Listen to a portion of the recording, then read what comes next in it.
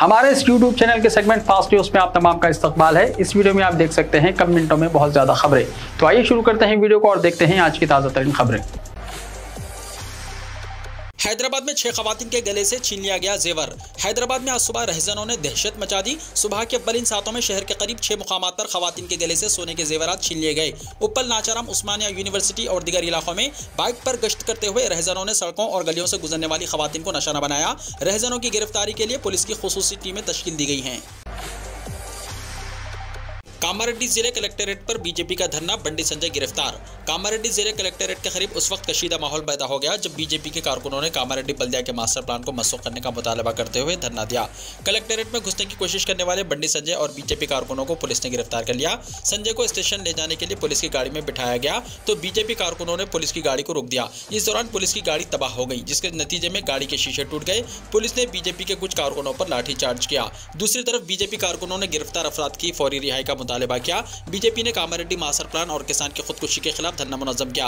बंडी संजय ने इंतबाह दिया है कि जब तक हुकूमत मास्टर प्लान का फैसला वापस नहीं लेती तब तक तहरीक में शिद्दत पैदा की जाएगी। बंडी संजय ने रामू के खानदान से मुलाकात की जिसने पहले खुदकुशी कर ली थी। अजय अब्बा इतनी रोशनी कई को है। तेलंगाना के एक ओहदेदार का दक्कनी जबान में दिलचस्प ट्वीट। तेलंगाना के स्पेशल चीफ सेक्रेटरी महकमा बल्दी नज़्म व नस्क अरविंद कुमार ने आज दक्कनी जबान में ट्वीट करते हुए उन्हें फॉलो करने वालों को हैरतज़दा कर दिया। अरविंद कुमार ने दक्कनी जबान में ट्वीट करते हुए उन्होंने एक शेर और उसके बच्चे की कार्टून की फोटो को भी शेयर किया, जिसमें शेर का बच्चा अपने बाप से दक्कनी में पूछ रहा है, अजय अब्बा इतनी रोशनी कई को है, जिस पर शेर जवाब देता है, वो नामपल्ली है बेटा, नुमाइश लगा उधर। अरविंद कुमार ने अंग्रेजी में ट्वीट करते हुए कहा कि मशहूर नुमाइश शुरू हो गई है। वाज़ेह है कि शहर हैदराबाद के नामपल्ली इलाके में हर साल 1 जनवरी से कुल हिंद सनती नुमाइश का आगाज़ होता है। अब तक 81 साल से ये नुमाइश जारी है और इस साल की नुमाइश 82वीं साल की है। पुलिस तकर्रुरात, फिजिकल इवेंट्स में 1,11,000 उम्मीदवार क्वालिफाई। तेलंगाना में पुलिस तकर्रुरात का अमल जारी है। प्रिलिमिनरी एग्जाम में क्वालिफाई करने वाले उम्मीदवारों के लिए फिजिकल इवेंट्स का 8 दिसंबर से 5 जनवरी तक इनेकाद किया गया। रियासत में कांस्टेबल और रसाई की जायदादों पर तकर्रुरात का अमल जारी है। पुलिस रिक्रूटमेंट बोर्ड ने बताया कि फिजिकल इवेंट्स में 2,07,000 उम्मीदवारों ने शिरकत की, जिसमें 1,11,000 उम्मीदवार क्वालिफाई हुए। 554 एसआई जायदादों के खतई इम्तिहान के लिए 52,786 उम्मीदवार और कांस्टेबल की 15,644 जायदादों के लिए 90,488 उम्मीदवार अपनी अपनी खिस्मत आजमा रहे हैं। साथ ही 614 एक्साइज कांस्टेबल जायदादों के लिए 59,325 उम्मीदवार मुकाबले में हैं। मार्च के दूसरे हफ्ते से अप्रैल के तीसरे हफ्ते तक फाइनल इम्तिहानात का इनेकाद किया जाएगा। पुलिस रिक्रूटमेंट बोर्ड ने वाज़ेह कर दिया है कि तमाम इवेंट्स को सीसीटीवी कैमरों में रिकॉर्ड किया गया है। असदुद्दीन ओवैसी 2 असेंबली हल्कों में वोटर। कांग्रेस पार्टी ने इलेक्शन कमीशन की जानिब से जारी करदा तेलंगाना की फहरिस्त राय दहिंदगान में हैदराबाद के रुकने पार्लियामेंट असदुद्दीन ओवैसी का नाम 2 अलग अलग असेंबली हल्कों में दर्ज होने का इंकशाफ किया है। प्रदेश कांग्रेस कमेटी के नायब सदर और इलेक्शन कोऑर्डिनेशन कमेटी के कन्वीनर जी निरंजन ने इस सिलसिले में chief election commissioner of India Rajiv Kumar को मकतूब रवाना किया। उन्होंने कहा कि इलेक्शन कमीशन ने 5 जनवरी को जो खतई फहरिस्त राय दहिंदगान जारी की है, इसमें असद ओवैसी का नाम 2 असेंबली हल्काजात में दर्ज है और यह इक़दाम इलेक्शन कमीशन के कवायद की खिलाफ वर्जी है। निरंजन ने फहरिस्त राय दहिंदगान की तफसीलात का हवाला देते हुए कहा कि हल्का असेंबली राजेंद्र नगर में सीरियल नंबर 906 और खैरताबाद असेंबली हल्के में सीरियल नंबर 412 के तहत असदुद्दीन ओवैसी का नाम शामिल है। उन्होंने कहा कि रुकने पार्लियामेंट का 2 असेंबली हल्काजात में नाम दर्ज होना इलेक्शन मिशनरी की कोताही का खुला सबूत है। उन्होंने दोनों असेंबली हल्काजात की तफसीलात जो वेबसाइट से डाउनलोड की गई हैं रवाना करके जरूरी कार्रवाई का मुतालबा किया। तेलंगाना में स्कूलों और कॉलेजों को संक्रांति की तातीलात का ऐलान। तेलंगाना हुकूमत ने स्कूलों को संक्रांति की तातीलात का ऐलान किया है। तेलंगाना हुकूमत ने संक्रांति त्यौहार के मौके पर स्कूलों की तातीलात का ऐलान किया है। तमाम स्कूलों में 13 से 17 जनवरी तक तातीलात का ऐलान कर दिया गया। कुल 5 दिन छुट्टियां रहेंगी। स्कूल 18 तारीख को दोबारा खुलेंगे और जूनियर कॉलेजों को 13 से 15 दिन तक छुट्टियां दी गई हैं। महकमा तालीम ने ऐलान किया है कि क्लासेस 16 तारीख से दोबारा शुरू होंगी।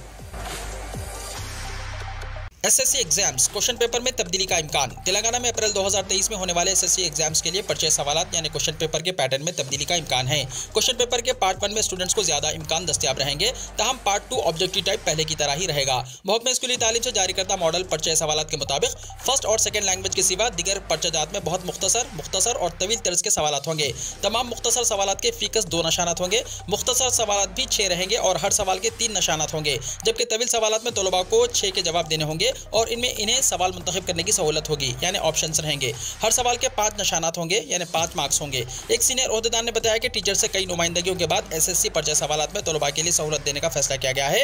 एक तजवीज़ हुकूमत को रवाना की गई है और इम्कान है कि आइंदा 2 दिन में इस ताल्लुक से फैसला हो जाएगा। राशन शॉप से तकसीम किए जाने वाले चावल में 1 किलो की कटौती। रियासती हुकूमत ने गरीब आवाम में राशन शॉप से तकसीम किए जाने वाले चावल के कोटा में कटौती कर दी है। अलहदा तेलंगाना रियासत की तश्कील के बाद गुज़िश्ता 8 साल से अमल किए जाने वाले 6 किलो चावल की स्कीम खत्म हो गई है। जिस तरह नेशनल फूड सिक्योरिटी कार्ड रखने वालों को 5 किलो चावल दिया जाता है, इसी तरह रियासती फूड सिक्योरिटी रखने वालों को भी 5 किलो चावल देने का फैसला किया गया है। माजी में मरकजी हुकूमत के जारी करदा नेशनल फूड सिक्योरिटी को 5 किलो चावल दिया जाता था, जिसमें रियासती हुकूमत 1 किलो चावल का इजाफा करते हुए 6 किलो चावल फराहम करती थी। अब से तमाम कार्ड्स पर फीकस 5 किलो चावल सरबराह करने का फैसला किया गया। इसी मुनासिबत से रियासती सिविल सप्लाईज के कमिश्नर अनिल कुमार की तरफ से जारी करदा अहकाम से गरीब अवाम में तशवीश पैदा हो गई है। तेलंगाना हुकूमत ने इस फैसले पर 7 जनवरी से अमल करने का फैसला किया है। रियासत और दोनों शहरों में मौसम में खुशगवार तब्दीली। दोनों शहरों हैदराबाद और सिकंदराबाद में मौसम में अचानक तब्दीली ने शहर के मौसम को खुशगवार बना दिया और तेलंगाना के कई अजला में सर्दी की लहर में अचानक इजाफा रिकॉर्ड किया जाने लगा है। महकमे मौसमियात की जानिब से जारी करदा पेशकशी में कहा गया है कि रियासत में आइंदा 4 दिनों के दौरान सर्दी की लहर रिकॉर्ड की जाएगी और दर्जे हरारत में 4 से 6 डिग्री सेल्सियस की गिरावट मुतवक्को है। माहिरीन मौसमियात की जानिब से की गई पेशकशी के ऐन मुताबिक 4 जनवरी से रियासत में सर्दी की लहर में इजाफा रिकॉर्ड किया जा रहा है और आज सुबह शहर के कई इलाकों बिलखुसूस चार मीनार, फलकनुमा, हुसैन सागर, बिरला मंदिर, गोलकुंडा के कोहर आलूद तसाबिर ने शहरियों को हैरतज़दा कर दिया, क्योंकि दिन में 8 बजे के बाद भी शहर के कई इलाकों में मौसम कोहर आलूद रहा। खानगी माहिरीन मौसमियात के मुताबिक तिल संक्रांत के बाद रियासत तेलंगाना के एक बेशतर अजला में सर्दी की लहर मुकम्मल तौर पर खत्म हो जाएगी और मौसम गर्मा का अमली तौर पर आगाज होने लग जाएगा और दर्जे हरारत में इजाफा होने लगेगा। उगादी के बाद आंध्र प्रदेश दारुल हुकूमत विशाखापट्टनम मुंतकिल होगा। चीफ मिनिस्टर आंध्र प्रदेश जगन मोहन रेड्डी ने उगादी के बाद दारुल हुकूमत को विशाखापट्टनम मुंतकिल करने के लिए तैयारी कर ली है। रियासती वज़रा और YSR कांग्रेस कायदीन से मुशाविरत की जा रही है। कई वज़रा ने अप्रैल में दारुल हुकूमत की मुंतकिली की तायद की। वाज़ेह है कि जगन मोहन ने 3 दारुल हुकूमतों की तजवीज़ के तहत विशाखापट्टनम को नज़्म व नस्क दारुल हुकूमत करार दिया। आंध्र प्रदेश हाईकोर्ट में 3 दारुल हुकूमतों के क़याम के खिलाफ कई दरख्वास्तें पेंडिंग हैं।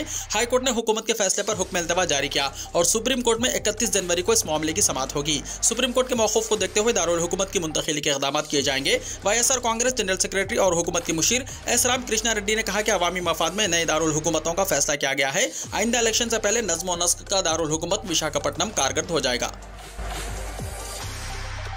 अब साधु संत भी फिल्मों की निगरानी करेंगे। जोशीमठ के शंकराचार्य स्वामी उमकतेश्वर आनंद सरस्वती ने बॉलीवुड फिल्मों और सीरियल्स में दिखाई जाने वाली मजहब मुखालिफ सरगर्मियों को रोकने के लिए एक धर्म सेंसर बोर्ड कायम करने का फैसला किया है। इसमें खुद शंकराचार्य समेत 10 लोग शामिल होंगे। बोर्ड हिंदू फिल्मों और सीरियल्स में हिंदू मजहब और सखाफत के बारे में मुतनाज़ा मुकालमों, किरदारों और तोड़ मरोड़ कर दिखाई जाने वाले मनाजिर और वाक़यात का जायजा लेगा। शंकराचार्य स्वामी उमकतेश्वर आनंद सरस्वती ने बताया कि कुछ प्रोड्यूसर्स फिल्म, सीरियल और OTT में हिंदू मजहब और सखाफत को बदनाम करने की साजिश कर रहे हैं, जानबूझकर लोगों के जहनों में इंतशार पैदा करते हैं। ये बोर्ड सिर्फ इसकी निगरानी के लिए बनाया गया है। धर्म सेंसर बोर्ड का इफ्तिताह 15 जनवरी को दिल्ली में होगा। बेंगलुरु के बिजनेसमैन ने खरीदा 20 करोड़ का कुत्ता, बेचने वाला हैदराबादी। दुनिया में जानवरों से मोहब्बत करने वाले बहुत लोग हैं। ऐसे लोग भी हैं जो खासतौर पर पालतू कुत्तों से मोहब्बत करते हैं और वो पालतू कुत्ते अपने बच्चों की तरह पाले जाते हैं। कुत्ते खरीदने के शौक में वो महंगे कुत्ते खरीदने में कोई हिचकिचाहट महसूस नहीं करते। वो बाजार में आने वाली हर नस्ल को खरीदने में दिलचस्पी जाहिर करते हैं। बेंगलुरु में कदाबम्स केनल्स के मालिक और इंडियन डॉग ब्रीडर्स एसोसिएशन के सदर सतीश ने एक नायाब कुत्ता खरीदा, कॉक्शन शिफर्ड कुत्ता। उन्होंने 20 करोड़ में खरीदा। इस कुत्ते को बेचने वाले शख्स का ताल्लुक हैदराबाद से है। कॉक्शन शिफर्ड की उम्र 1.5 साल है। सतीश ने इसे कदबम हेडर का नाम दिया और उन्होंने इस कुत्ते के साथ Thiruvananthapuram kennel club event crown classic dog show में शिरकत की। इसने बेहतरीन कुत्ते की नस्ल के तहत 32 से ज्यादा तमगे जीते हैं। कदबम हेडर की उम्र 10 से 12 साल तक होती है। वजन 45 से 70 किलोग्राम तक रहता है। सतीश ने बताया कि कॉक्शन शेफर्ड बहुत हिम्मत और एतमाद रखता है। उन्होंने कहा कि वो किसी चीज से नहीं डरते और इसका शुमार कुत्ते की सबसे ज़हीन नस्ल में होता है। वो बहुत बड़े साइज में बढ़ते हैं। फिलहाल ये AC के माहौल में बढ़ रहा है। उन्होंने कहा कि वो फरवरी के महीने में इस कुत्ते को लोगों से मुतारिफ कराएंगे। हिंदुस्तान में कोरोना के फाल केसेस की तादाद 2509 रह गई। गुज़िश्ता 24 घंटों में 2 अफराद की मौत।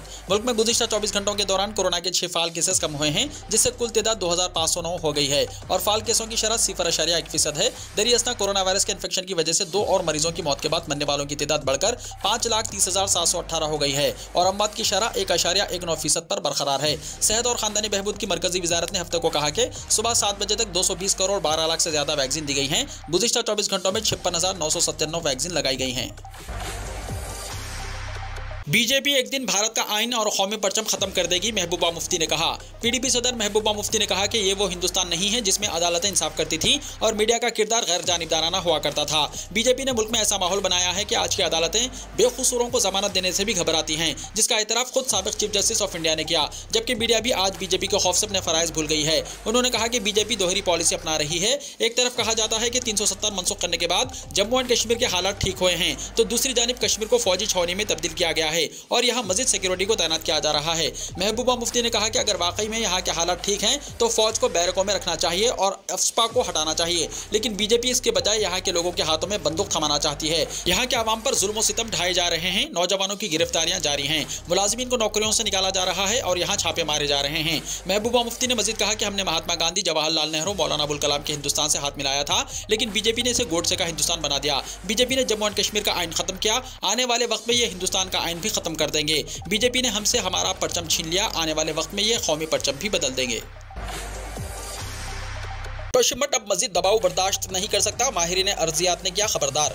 उत्तराखंड के जोशीमठ इलाके में सैकड़ों मकानात मुनहदम होने की कगार पर हैं। इमारतों और सड़कों की दीवारों में खतरनाक दरारें मजीद बढ़ती जा रही हैं, जिनसे पानी बह रहा है। वहीं माहिरीन अर्जियात का कहना है कि हिमालयाई शहर जोशीमठ में ये तबाही कई साल पहले से मुसलसल जारी है और इसके मजीद संगीन शक्ल इख्तियार कर लेने का अंदेशा है। मारूफ माहिर अर्जियात और देहरादून में वाक़े Wadia institute of Himalayan geology के डायरेक्टर डॉक्टर कालाचंद सेन का कहना है कि जोशीमठ के ज़ैली इलाकों में ज़मीन का धंसना काफ़ी पहले शुरू हुआ था और अब भी जारी है। डॉक्टर कालाचंद सेन ने कहा कि जोशीमठ शहर एक पुराने तोतले के मलबे पर बनाया गया था। यह ज़लज़ले के सबसे ज़्यादा खतरे के साथ सेस्मिक जोन 5 में भी आता है और लैंडस्लाइडिंग के लिए इंतहाई हुस्सास है। इस अहम इदारे ने 2021 के एक मुताले की क़यादत की, जिसमें इस खित्ते की इंतहाई कमजोरी की निशानदही की गई है।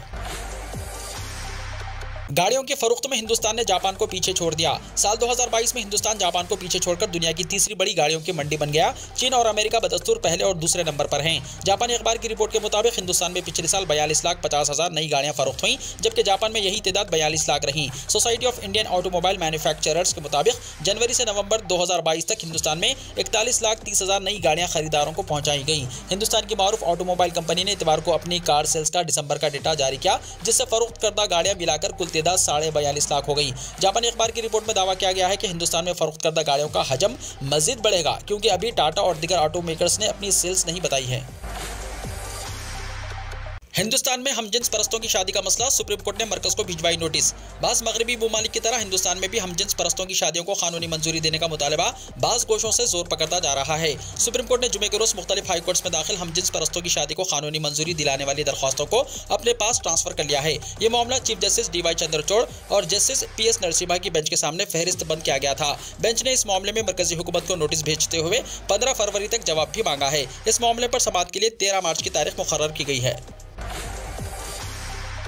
टेनिस स्टार सानिया मिर्जा का रिटायरमेंट का ऐलान। भारत की स्टार खातून टेनिस खिलाड़ी सानिया मिर्जा ने रिटायरमेंट का ऐलान कर दिया है। ऑस्ट्रेलियन ओपन खेलने पहुंची सानिया मिर्जा ने कहा कि इस साल ऑस्ट्रेलियन ओपन और दुबई टेनिस चैंपियनशिप के बाद वो टेनिस को अलविदा कह देंगी, यानी आइंदा चंद महीने में वो आखिरी बार कोर्ट पर नजर आएंगी। 36 साल सानिया मिर्जा, जिन्होंने 6 ग्रैंड स्लैम डबल्स का खिताब जीता है, उन्होंने अपने रिटायरमेंट के मंसूबे की तस्दीक कर दी और कहा कि आइंदा महीने दुबई में होने वाला WTA 1000 इवेंट उनका आखिरी मैच होगा। मौजूदा तौर पर उनका आलमी दर्जा 24 है। कोहनी की चोट की वजह से वो गुज़िश्ता साल US ओपन से बाहर हो गई थी। हालिया दिनों में फिटनेस के दीगर मसाइल ने भी उन्हें परेशान किया है। सानिया ने एक न्यूज वेबसाइट को बताया, मैं गुज़िश्ता साल WTA फाइनल के बाद ही रिटायर होना चाहती थी, लेकिन कोहनी की चोट की वजह से US ओपन और बाकी टूर्नामेंट से दस्तबरदारी की वजह से ऐसा नहीं हो सका। यही वजह है कि मैं दुबई टेनिस चैंपियनशिप के बाद रिटायर हो जाऊंगी। वंदे भारत एक्सप्रेस पर हमले के 3 मुलजिम हुए गिरफ्तार। मशरक़ी रेलवे की हिदायत पर पुलिस ने वंदे भारत एक्सप्रेस पर पथराव करने के मामले में 3 नाबालिगों को हिरासत में लिया। इनसे पूछगछ की जा रही है। इस मामले में मजीद लोगों की गिरफ्तारी अमल में आ सकती है। 3 नाबालिगों ने पुलिस को बताया कि वो मंगल को नई ट्रेन देखने के लिए रेलवे लाइन के किनारे बैठे थे। नई ट्रेन जा रही थी। उन्होंने वंदे भारत पर पत्थर बरसाए कि क्या इस पर ईंट फेंकने से कुछ होगा। दूसरे लफ्जों में पत्थर सियासी मकसद के लिए नहीं फेंका गया। ये बात इन तीनों लड़कों ने इतराफ किया। वंदे भारत एक्सप्रेस पर पथराव के बाद बंगाल में सियासी माहौल गर्मा गया था। बीजेपी ने इल्जाम आयद किया है कि जानबूझकर हमला किया गया है। बीजेपी ने सवाल किया था कि बंगाल में बार बार ट्रेन पर हमले क्यों किए जा रहे हैं। ममता बनर्जी ने भी इस हमले पर तशवीश का इजहार किया था। वज़ीर आला ने जुमेरात को गंगा सागर में कहा था कि बंगाल में वंदे भारत पर हमला नहीं किया गया है, मगर बीजेपी वालों ने बंगाल को बदनाम करना शुरू कर दिया है। अमेरिका के शहर वर्जीनिया में 6 साला तालिब इल्म ने टीचर को गोली मार दी। अमेरिकी शहर वर्जीनिया के रिचिंग एलिमेंट्री स्कूल में 6 साला तालिब इल्म ने क्लासरूम में हेडगन से अपनी टीचर को गोली मार दी। यह वारदात फर्स्ट ग्रेड क्लासरूम में पेश आई। पुलिस के मुताबिक 30 साला टीचर को अस्पताल में दाखिल कराया गया है। तालिब इल्म को हिरासत में ले लिया गया। फायरिंग के बाद क्लासरूम में मौजूद बाकी तलबा रोने लगे। उन्हें उनके वालिदैन के पास पहुंचा दिया गया। पुलिस चीफ स्टीवर्ट डेरियो ने कहा कि वारदात की जांच की जा रही है। स्कूल के सुपरिटेंडेंट जॉर्ज पार्कर ने बंदूकों को स्कूल से बाहर रखने में टीचरों की नाअहली पर अफसोस का इजहार किया। पाकिस्तान की हालत भी श्रीलंका जैसी। बिजली आटे के लिए हाहाकार, 10,000 रुपए का हुआ सिलेंडर। शदीद मौसमी बहरान की वजह से पाकिस्तान भी श्रीलंका की तरह बर्बादी के दहाने पर पहुंच गया है। पाकिस्तान के जर्द मुबादला के ज़खायर गुज़िश्ता 6 महीने से मुसलसल गिरते जा रहे हैं। इस बहरान में पाकिस्तान के अजीज दोस्त चीन ने भी मुंह मोड़ लिया है। यहाँ महंगाई आसमान को छू रही है। बुनियादी सहूलतें आवाम से दूर होती जा रही हैं और जर्द मुबादला के ज़खायर कम होते जा रहे हैं। पाकिस्तान में अनाज और बिजली के बाद अब खाना पकाने के गैस के लिए भी हाहाकार मची हुई है। आम लोग खौफ के बारे गैस सिलेंडरों का जखीरा जमा कर रहे हैं, जिसकी वजह से जो लोग नया सिलेंडर चाहते हैं या उसे दोबारा भरवाना चाहते हैं, उनकी शामत आ गई है, क्योंकि गैस सिलेंडर 10,000 रुपए में फरोख्त हो रहा है। दारुल हुकूमत इस्लामाबाद और तिजारती दारुल हुकूमत कराची में आटे की कीमतें आसमान को छू रही हैं। पाकिस्तान में 1 किलो आटा 125 रुपए में मिल रहा है। ये होलसेल कीमत है, इसलिए रिटेल में आटा खरीदने वालों को ज्यादा पैसे खर्च करने पड़ते हैं। पाकिस्तान में आसमान को छूती महंगाई। चिकन की कीमत 650 रुपये फी किलो। पाकिस्तान में चिकन की कीमतें आसमान को छू रही हैं। 1 किलो चिकन की कीमत कभी 200 रुपये या 300 रुपये थी, अब 650 रुपये तक पहुंच गई है। चिकन से मोहब्बत करने वाले कीमतों में बेतहाशा इजाफे से सख्त परेशान हैं। मीडिया रिपोर्ट्स के मुताबिक पोल्ट्री फीड की कीमतों में इजाफे की वजह से पाकिस्तान में चिकन की कीमतों में 100% से ज्यादा इजाफा हुआ है। इस्लामाबाद में गुज़िश्ता महीने तक चिकन 350 रुपये फी किलो फरोख्त होता था, अभी 650 रुपये फी किलो तक पहुंच गई है, जिससे अवाम सरापा एहतजाज हैं। दूसरी जानिब पाकिस्तान में महंगाई में बेतहाशा इजाफे की वजह से पाकिस्तान के मुआशी मसाइल में इजाफा हो रहा है। सऊदी बाशिंदों और मुक़ीम गैर मुल्कियों के लिए हज 2023 के नर्खनामे हुए जारी। वज़ारत हज उमरा ने सऊदी में रहने वाले गैर मुल्कियों और सऊदी बाशिंदों के लिए हज साल 2023 का नर्खनामा जारी कर दिया है। हज नर्खनामा यानी फीस बराए साल 2023 साल गुज़िश्ता की तरह 4 मुख्तलिफ पैकेजेस यानी सस्ता, दरमियानी और VIP पर मुश्तमिल है। पहला 3,465 सऊदी रियाल, दूसरा 7,037 रियाल और तीसरा 9,214 रियाल और चौथा 11,435 सऊदी रियाल हैं। इन कीमतों में वैट शामिल नहीं है। वाज़ेह है कि कीमतें गुज़िश्ता साल के मुकाबले कम हैं। वीडियो को लाइक शेयर कीजिए और हमारे इस YouTube चैनल को सब्सक्राइब करते हुए इसके बेल आइकॉन को भी प्रेस कर लीजिए, ताकि हर आने वाली वीडियो का नोटिफिकेशन सबसे पहले आपको मिलता रहे।